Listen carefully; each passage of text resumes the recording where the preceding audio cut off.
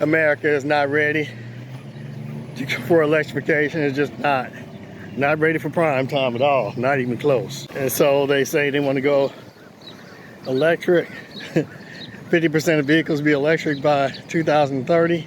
That's only 6 years away. I don't see how that's going to happen. It sounds like a pipe dream to me. It's too much. We have way too far to go. Not even close at all. Not close at all.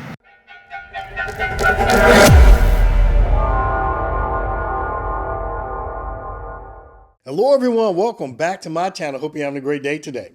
Well, today's video, I got some news for you all. I'm going back to gas. Yes, I said it, I'm going back to gas. And the reason, I've been reading through my comments section, and apparently I made a poor financial decision purchasing an electric vehicle, owning electric vehicles for the last 13 years.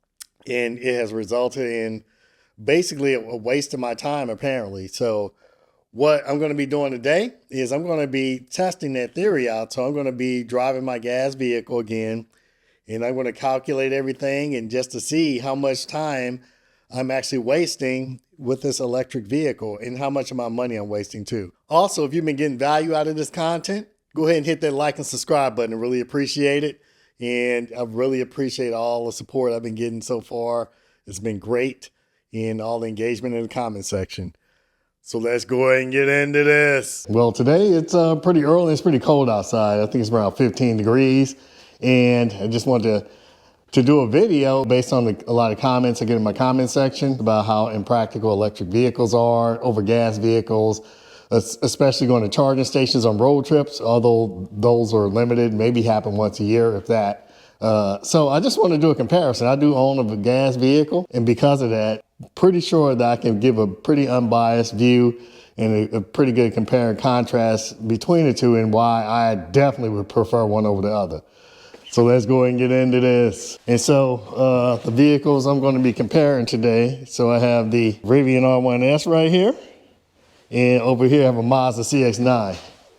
And you can see it was outside. So it's you see all the frost on it. So it is pretty cold outside, just to confirm how cold it is outside. So one of the things that electric vehicles definitely have over gas vehicles, especially in cold weather like this, is warming the vehicle up. You see right here I have my Rivian at.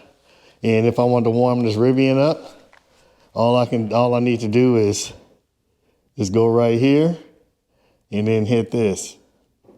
And it starts the climate system. And I can even go as far as I can turn on the heated seats. I can turn the heated steering wheel on.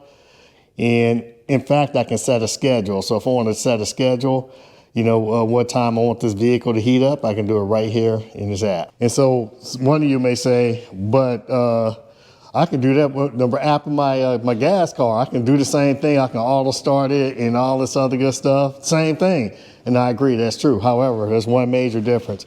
Something that you cannot do, and I know for sure you can't do. I'm going to let you know right now this vehicle's warming up. So this vehicle's on and warming up.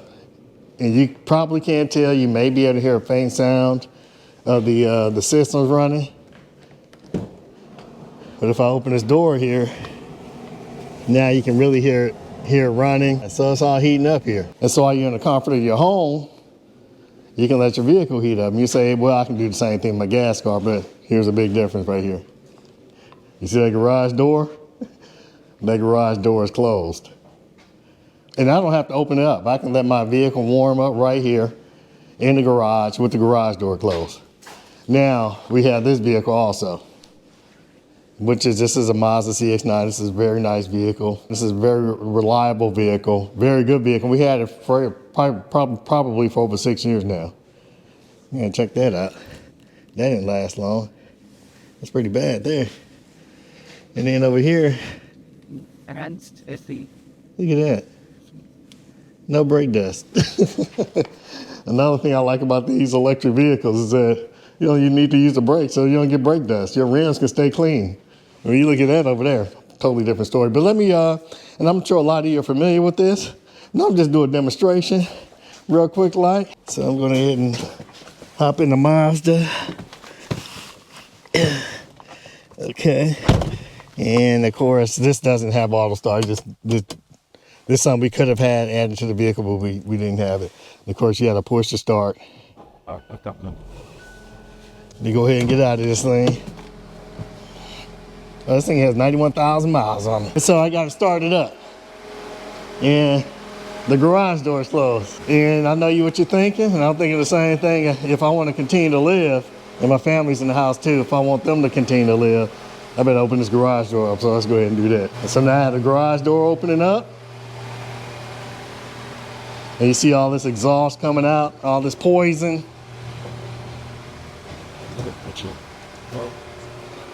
And just look how that exhaust is just flowing into the garage and stinking the place up. And that stuff is poison. And it's poison because I have to open the garage door up. And if I don't, either you're gonna be reading about me and my family on the 5 o'clock news, or I'm gonna be in the emergency room. Either one or the other, but nothing good is coming out of that thing. Whereas the electric vehicle right here, there's nothing. I can run the electric vehicle in the house in perpetuity and nothing is going to harm my family. We're all going to be good to go. So this electric vehicle right here is much safer. And yes, I hear what you're saying. Electric vehicles are way less likely to catch fire than this internal combustion engine vehicle here. And most vehicle fires happen when the vehicles are sitting idle, but this gas vehicle, it's like 75 more times likely to catch fire than this electric one. So that myth that you just thought of has been debunked. But another thing, as far as the issue of safety, so you may have a wife or a child, if you have a garage, you can start your vehicle up inside the garage, but guess what? The garage door is open. Look out here. It is pitch black out here. This gives the opportunity for anyone just to walk up and do whatever. And just sneak inside your garage. Now there's the R1T right there. Had to move it out to bring this thing inside. So it gives the opportunity for anyone just to come inside your garage and just do whatever. So, but you don't have to worry about that with the electric, because you can keep your garage door closed and have it secure and run it and heat it up. And then with the garage door closed, you can get your wife, your girlfriend, boyfriend, family members, your children especially, the babies inside the vehicle and in comfort. And this is why electric vehicles cost more, because they're orders of magnitude more superior in the day-to-day application in the internal combustion engine vehicle. And case in point, I'm going to show you something here again, this gas car. And you see right there, I have 72 miles of range and I have about a quarter of a tank. So I'm going to have to take this thing to the gas station today, put some gas in it, unfortunately. Something I don't like to do. But I'm doing it for this video. Otherwise, this vehicle just sits outside. But look at the difference.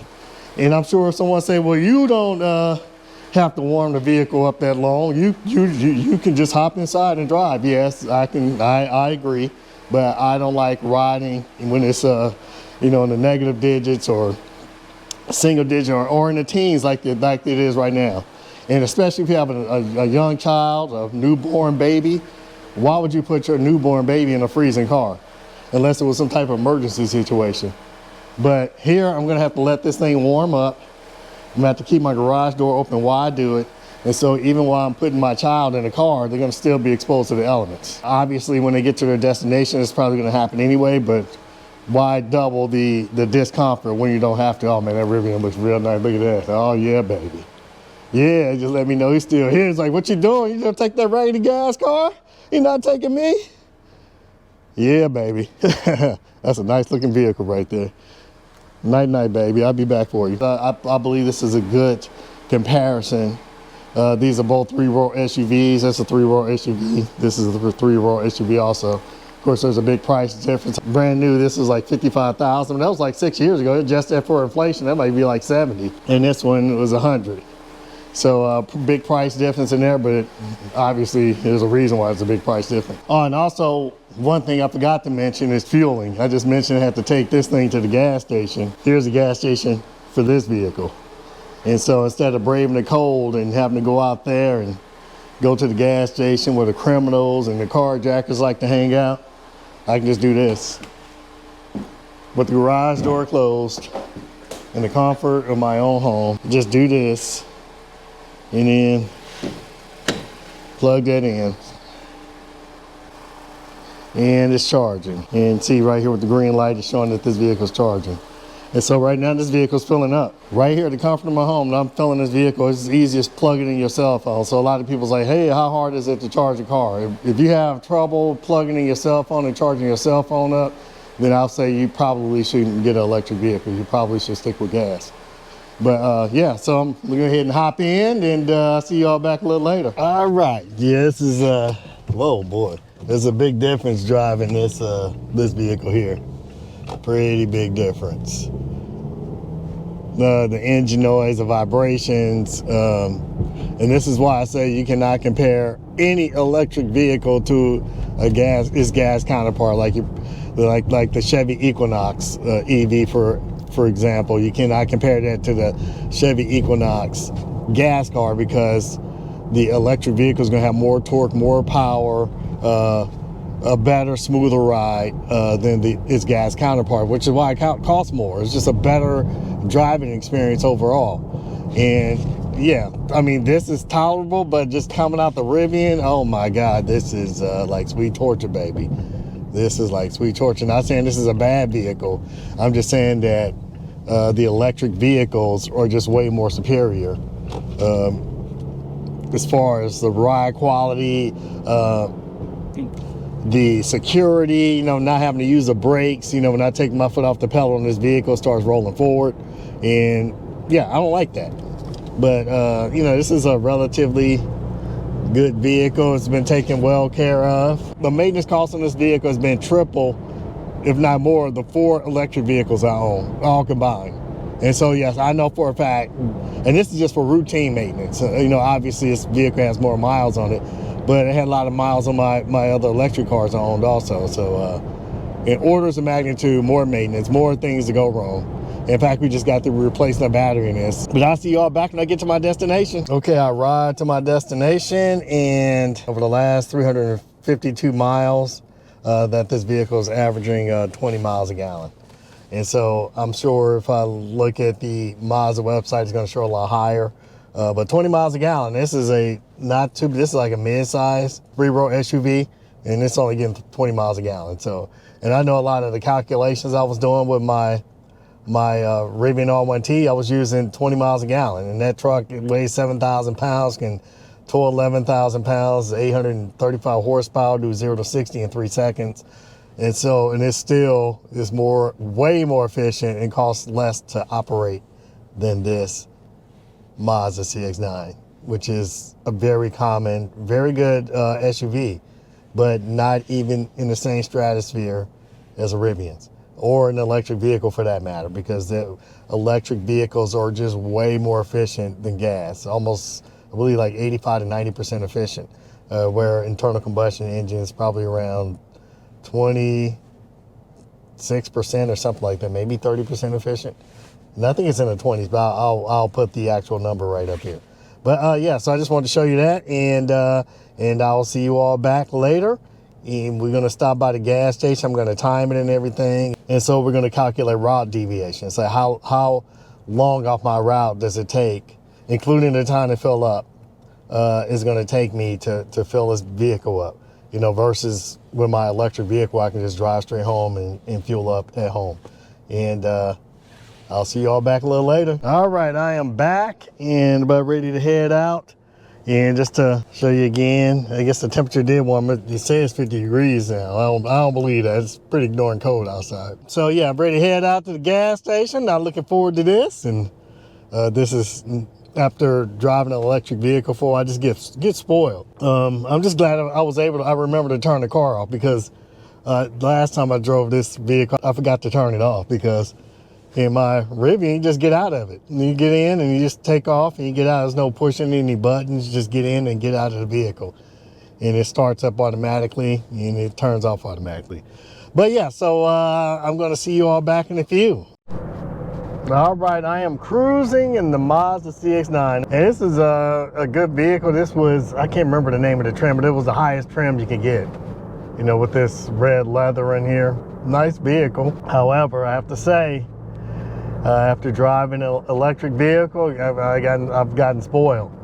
And one of the things I noticed is the brakes. And Not that there's anything wrong with the brakes. This is normal for a gas car, but having to go from the accelerator to the brake and keep pressing the brake, it can be fatiguing. And in my electric vehicle, I don't have to worry about that. So I have one pedal drive and a lot of safety features. And the thing is pretty darn heavy too, so you have to worry about getting in an accident. And then again, acceleration. This thing has over 230 horsepower, I believe. It's like over 200 pound-feet of torque, which was a lot for a gas vehicle, at least when it was built at the time. But this thing is pretty punchy as far as, you know, takeoff power, but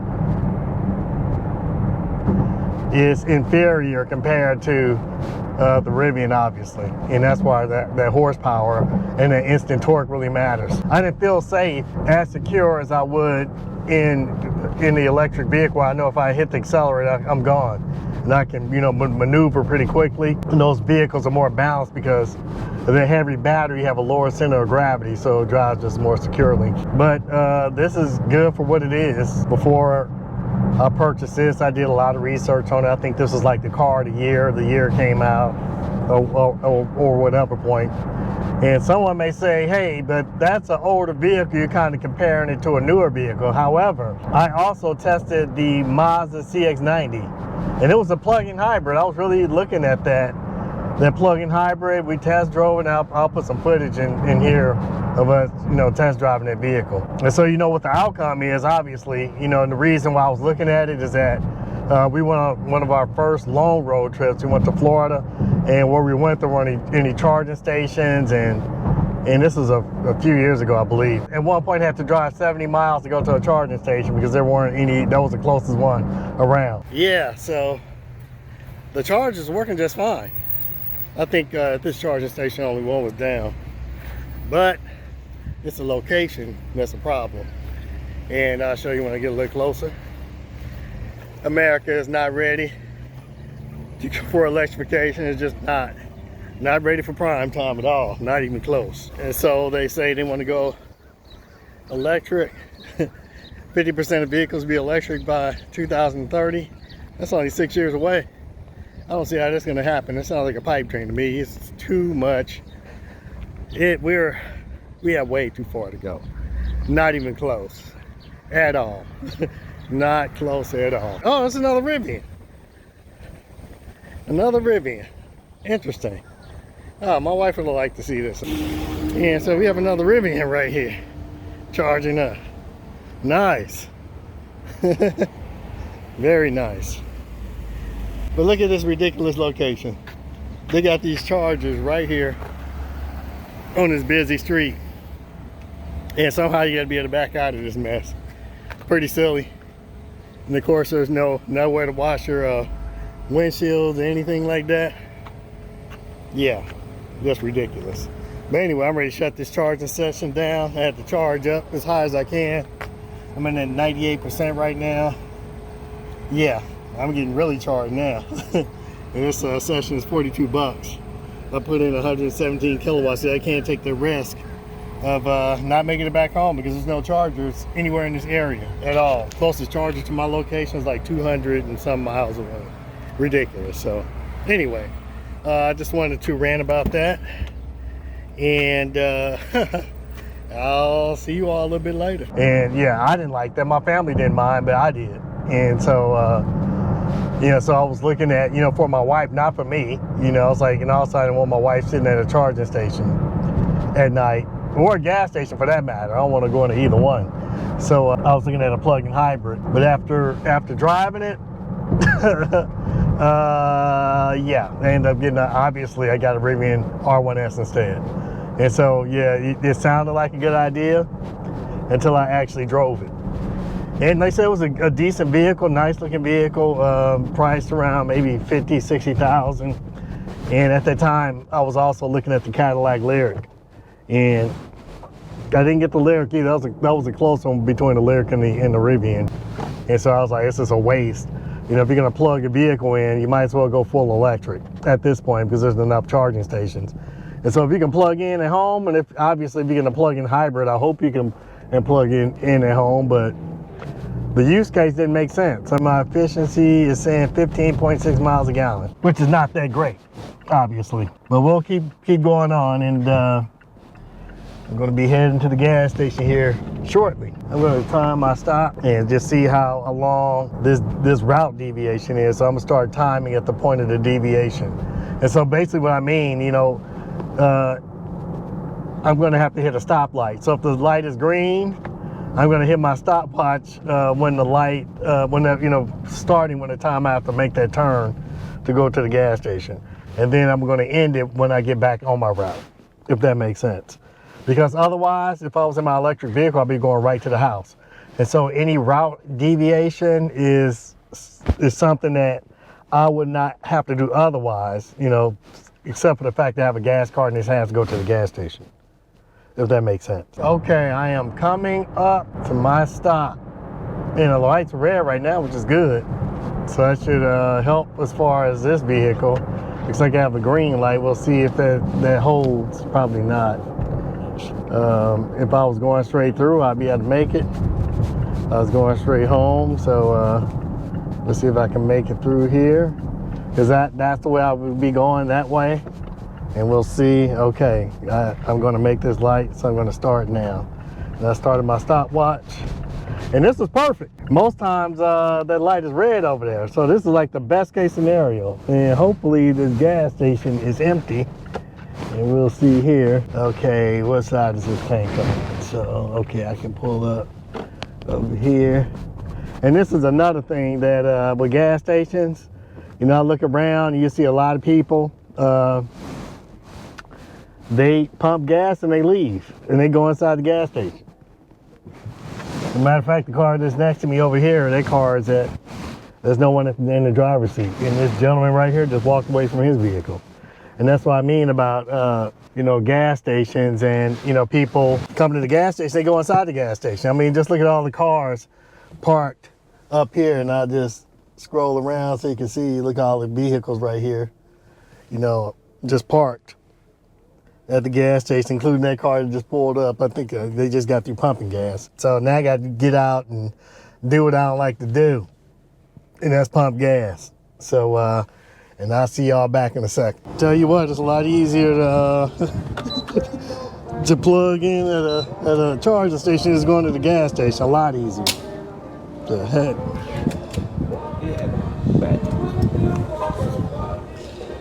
Okay, now we're fueling. Okay, just waiting around for this to go down, and yeah, and so you have a lot of cars just parked. Matter of fact, all these cars are parked. And the people are going inside. Okay, I think this thing only has a 16-gallon tank on it. There we go. And that's 45.81.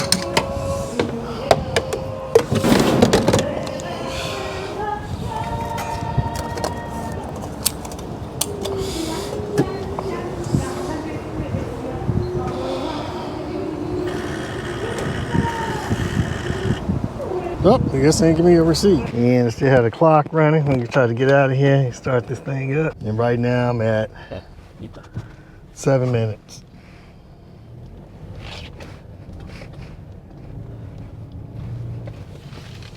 Seven minutes.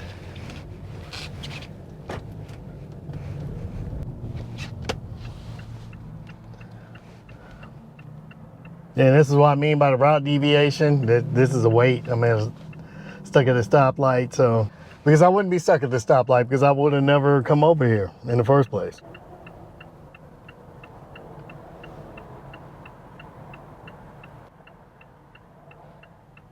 All right, got the light, and I'm gonna stop it as soon as I get over here in this intersection. And I stopped the stopwatch. 8 minutes and 26 seconds. Not bad. And that was almost perfect conditions because I didn't get caught at that one stoplight. Otherwise, it's probably been close to 10 minutes. And my fuel efficiency is at 17 miles a gallon.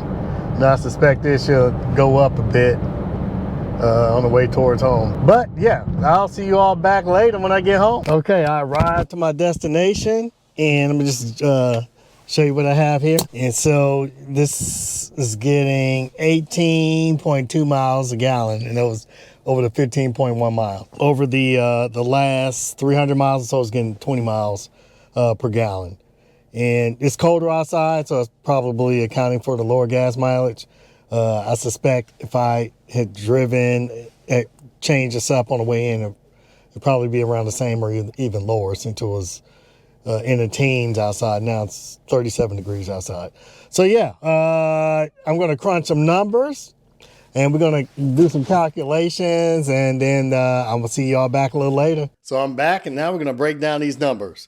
So I'm going to go ahead and pull my calculator up here. The first thing we're going to do is determine how much it costs to drive the CX-9 to work. How much is a commute? So we drove 31 miles, and the vehicle's getting, really, it was like 19 or miles a gallon, probably less than that. But we'll just go with 20 to make it more in favor of the gas vehicle, because it's probably going to need it. We'll see. So we're going to say divided by 20. And that's 1.55. So 1.5 gallons of gas is going to take. And the gas at the gas station was $2.99. So I'm going to say 2 times 2.99. And that equals $4.63. So $4.63 it would cost the Mazda CX-9 to go back and forth to work each day.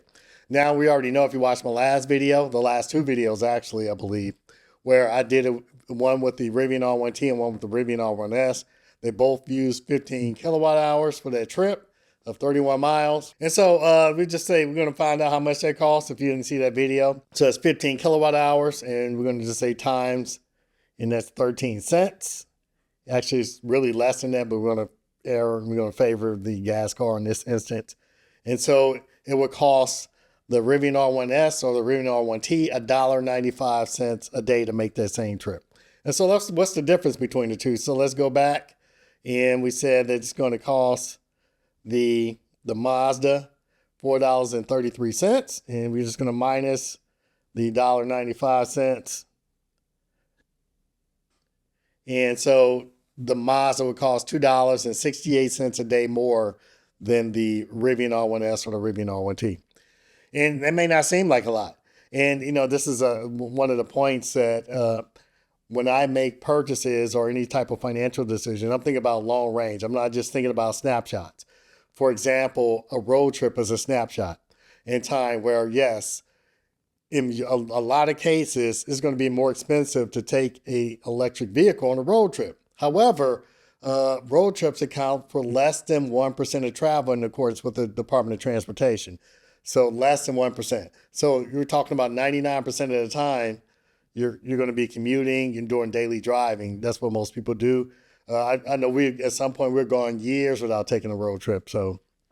But this is representative. So we're going to be talking about just the commute only. So $2.68 a day. And that's $2.68. And it's $2.68 more. So let's just take it to simply $2.68 and times it times 5. In a week, how much is that going to be? That's $13 a week. That's a lunch someplace.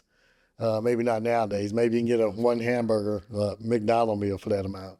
But yeah, that's $13. It adds up. And so what about over the course of the month? Let's do that times 4. That's $53 a month. And what about it during the course of a year? Let's times that times 12. That's $643 a year. And what about over a course of 5 years? That's how long people own vehicles. And the longer you own this vehicle, the longer, these numbers, the more these numbers are going to add up. And so let's just times this times 5. That's $3,200 over a 5-year period. That money adds up a lot. And that may not seem like a lot, but just imagine if you were putting that money away in some type of investment fund and with compounding interest, this can turn out to be quite a bit. This is how you can make a lot of money by on the margins and doing things like this, extrapolating out into time and say, okay, what's the most effective way to cut costs over time and to save money over time? Not just in a snapshot in time. Even if it may mean spending more money on the front end to save more money on the back end. And I do that quite often also. But yeah, but the other question was the question of time. That on this road trip, it took me a long time at these charging stations, according to them, Just for me personally, we like the charging stops. Everyone in my family likes them. My wife, my son. It makes the trip seem shorter. So I don't see that as a factor. Matter of fact, I kind of see it as almost a benefit. And or some people may be neutral on it. But just say, for instance, people who don't own electric vehicles don't know, and they don't want to wait, and they assume that, okay, because I'm waiting at these charging stops for maybe 2 hours total during a trip, that I'm wasting my time. So we're going to look and see who is actually, am I wasting time in my electric vehicle by charging longer road trips? Or am I saving time over the long run by, being able to charge at home and taking an occasional road trip? So let's look at those numbers. So you saw in the video that it took me about 9 minutes to, with the route deviation, fill the car up to gas and then get back on the road, get back onto my route. And so I included the whole route deviation and everything, because in an electric vehicle, you just go straight home. That route wouldn't be factored into the equation. So we're going to look at the amount of time it took for me. It took 9 minutes. So we're going to look at 9 minutes. How often would I have to go to the gas station? We're only talking about the commute. We're not talking about all the driving that you'll do outside the commute, or going to pick the kids up, going to different events. We only focusing on the commute only. And so we're talking about 31 miles a day, and throughout the course of the year, there's 260 work days. So you're going to say 31 times 260, which is the number of days, work days in a year.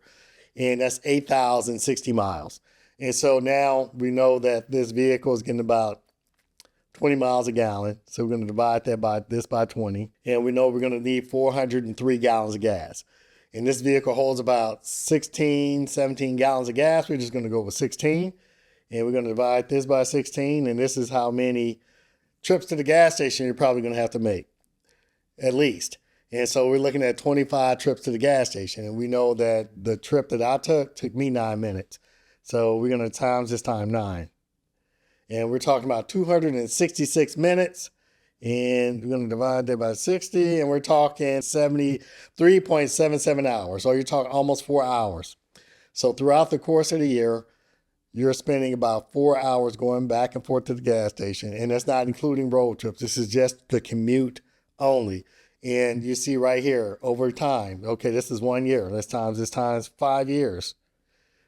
Over the course of 5 years, you're spending 18 hours. That's 18 hours that a person that can charge at home, they're not wasting going back and forth to the gas station. Again, it could be worse. This gas station couldn't have been any closer to the road. And most people, gas stations are probably even farther away. So I challenge you, if you're a gas car owner, do exactly what I did. Time that route and see how long it takes you, to get off that route, to go get gas, to get back on. And you're probably going to find something similar or something a lot higher than what I have here. So yeah, do that math. And let me know your thoughts in the comment section about the math. Does this make sense to you? And can you see over time how an EV owner is actually saving more time? Yes, I might use 2 hours throughout the year, but that's still 2 hours less than I would have spent that you would have spent at the gas station. But that's all I have for today. I'd like to thank you for joining me once again. And I can't wait to see you on the next video.